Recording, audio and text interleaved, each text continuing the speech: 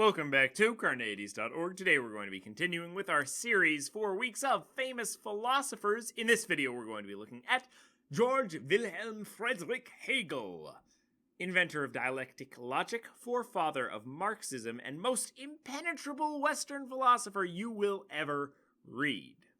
That last claim is probably debatable, but it's pretty universally agreed on. Now, one of the most difficult philosophers to read, Georg Wilhelm Friedrich Hegel attempted to expand on many of the ideas of Kant.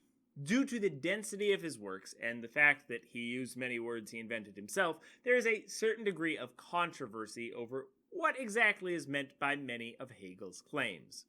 Some critics of Hegel have said that he had this kind of complex language in order to hide maybe the simplicity or not so much originality of some of his claims, but despite these difficulties and these critiques, Hegel did manage to be a pioneer in logic and the philosophy of history.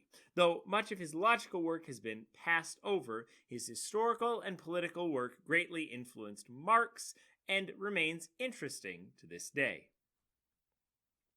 Hegel was born in Germany in 1770 to a relatively well-off family. His mother died, though, when he was young from a fever. When in seminary school, he became friends with two significant figures in their own right, Friedrich Hölderlin, and who was a poet, and Friedrich Wilhelm Joseph Schelling, soon to be a significant philosopher. After spending some time tutoring, Hegel came to Jena at his friend's invitation, where he taught until Napoleon came through. He eventually taught at the University of Heidelberg, and after served as the chair and later rector of the University of Berlin. He left Berlin due to his weak health during a cholera outbreak, but returned before the disease had run its course and died soon after. Now, Hegel was frustrated that Kant's philosophy claimed that we could know nothing of the noumenal world, only of the phenomenological world. Therefore, he set out to resolve this problem through what he would call a dialectic logic, but can best be understood in the context of philosophy of history, or kind of the history of ideas, more than in terms of what we would today consider a formal logic. According to Hegel, we begin with a thesis, or idea. That thesis continues on in history and in the minds and consciousness of everybody until it reaches something which contradicts it, an antithesis. Faced with this contradiction, our job is to create a synthesis, which encompasses these two and provides us with a new path. And therefore, that new path, that synthesis, becomes our new thesis.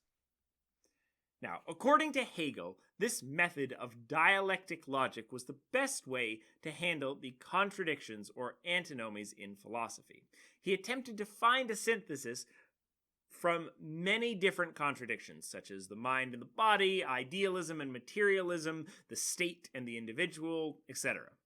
One such distinction that Hegel attempted to synthesize was the idea of human freedom as either completely rational, libertarian freedom, or a deterministic battle between reason and the passions. He did so by arguing for a certain type of compatibilism involving choosing to lead an ethical life and participating in social institutions like family or government as the real choices that one had in one's life, because those were the real objects of freedom. Whether or not that was successful is up for debate. And this process of presenting a thesis, an antithesis, and then finding a synthesis was characterized by Hegel as the process of coming to self-consciousness, or understanding oneself. This was not necessarily an individual process, but rather a collective one that humanity was working towards. Humanity was working towards the realization of an absolute spirit. What exactly Hegel meant by this has been greatly debated. It might be kind of a full expression of human knowledge, but it also might be an infinite God in some sense, or a kind of transcendence. Due to his original methodology and unique use of language, his exact ideas remain a little bit unclear to this day.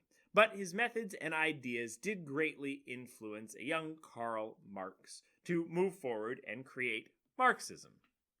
Therefore, I give you Hegel, inventor of dialectic logic, forefather of Marxism, and most impenetrable Western philosopher you will ever read. Next up, we're going to be looking at John Stuart Mill. Watch this video and more here at Carneades.org. Watch a new video every single day this month on a famous philosopher, and stay skeptical, everybody.